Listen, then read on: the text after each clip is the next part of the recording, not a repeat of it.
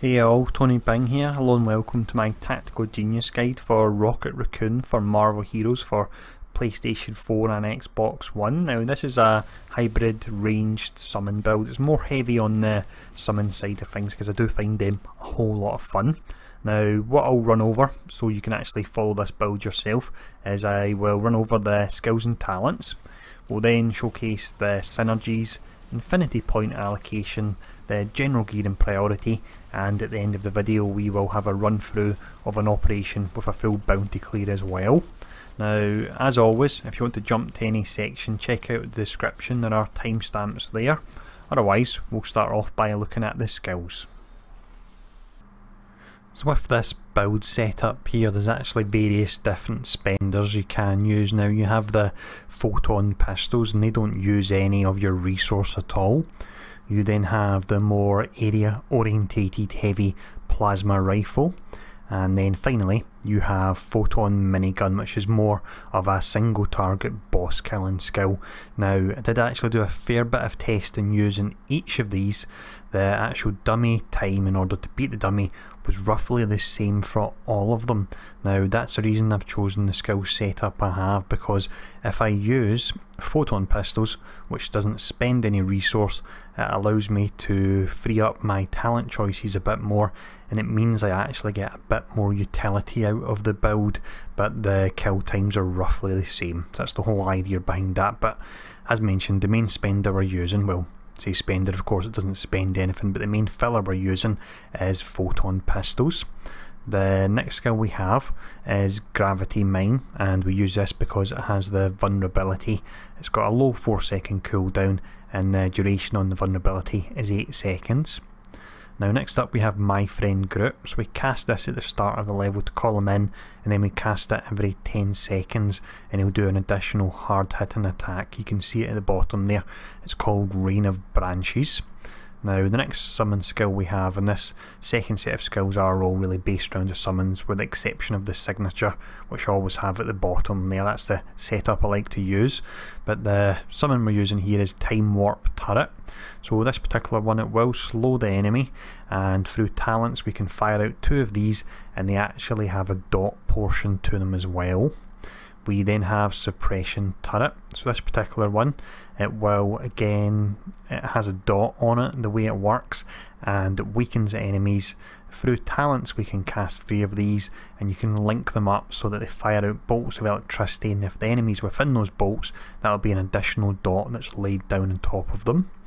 We then have our final turret, which is Blaster Turret. It's a simple enough one. It's just like an auto sentry gun essentially, and you'll lay 3 of these down and they'll fire away on the enemy. Now final skill we have is Hadron Enforcer. Simple enough, it's just really a damage skill. It does a nice amount of damage, 30-second cooldown there, so you just use as and when required. But next up, let's now have a look at the talents. So the talents, just like the skills we've looked at, there are a lot of viable options and it's really down to you what you choose. Now this setup I have chosen works perfectly with the skills I have. The first talent is I Am Groot. It applies strengthen to allies while you're in combat, so that's 10% damage bonus and also 10% crit hit rate and multiplier. On top of that, when you summon Groot, he has 100% extra health, which makes him great for tanking, and a whopping extra 100% damage as well there. Now next up we then have upgraded arc turrets, so that provides the lightning wall between the different suppression turrets, and you can also summon another one, which means an additional dot. We then have upgraded time dilator. So with this, if I actually jump back a second just to explain, if I was to use the upgraded minigun as a spender, you then have to use laser drill really, because you need this to gain your resource back. The other skill you have for gaining your resource back is really a bit strange. It's one where you jump back and you can't use as often, so I would say if you're using a spender, this is mandatory, and that's why I'm not using a spender, so I can use upgraded time dilator there. So Time Warp is a great utility turret. Actually provides you 5% of your shield capacity per second. It's got the slow, and because we can lay down 2 of them, that's another double dot that we're laying down there.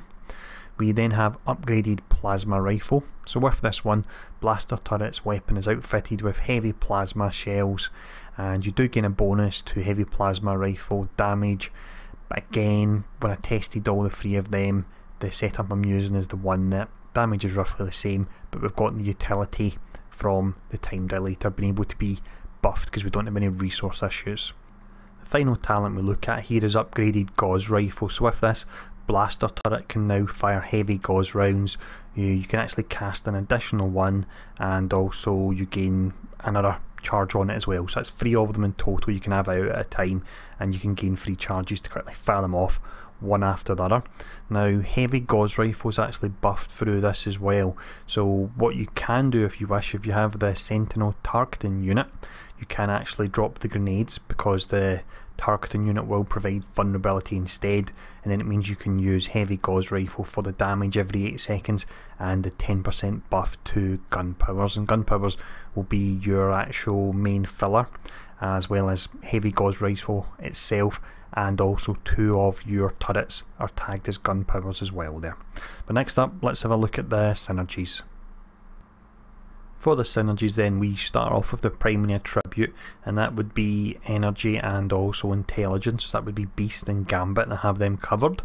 Your more generic synergies would be Blade, Hawkeye, Hulk, She-Hulk and Squirrel Girl, and the ones that can work great on Rocket Raccoon due to either ranged, gun or summon damage would be Magic, Punisher and then Rocket Raccoon as well there.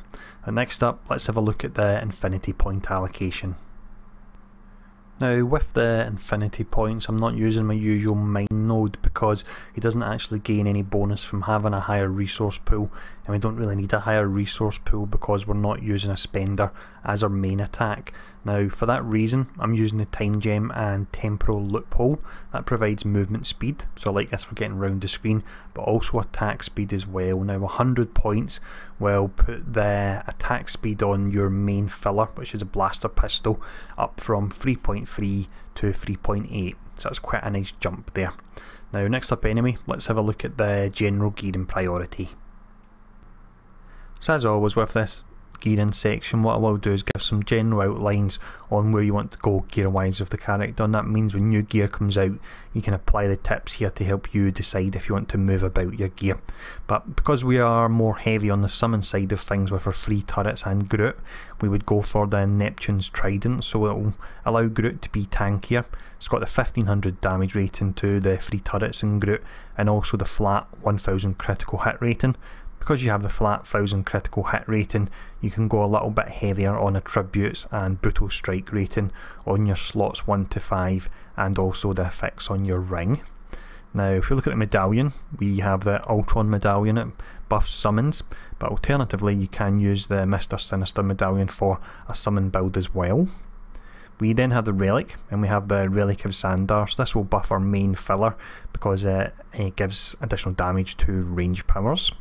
Now a section I don't normally cover is artifacts, but I'll quickly show these 2 off. The reason I'm showing them off is you can get them nice and easy. They are recipes through the engineering crafter. So that's the shield support beacon, which is really pretty nice there. And then you've got the awesome and really long named armor alternate reality chaos portal.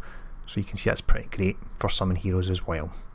But with the gearing now covered, what we will do is show off some gameplay so you can see how the build works and how the rotation works. So it's a run through of the Taskmaster Institute operation. We'll do a full bounty clear, take down Taskmaster at the end as well. So as always, I hope this video has been useful. If there's any questions, feel free to ask, and I'll see you all again soon.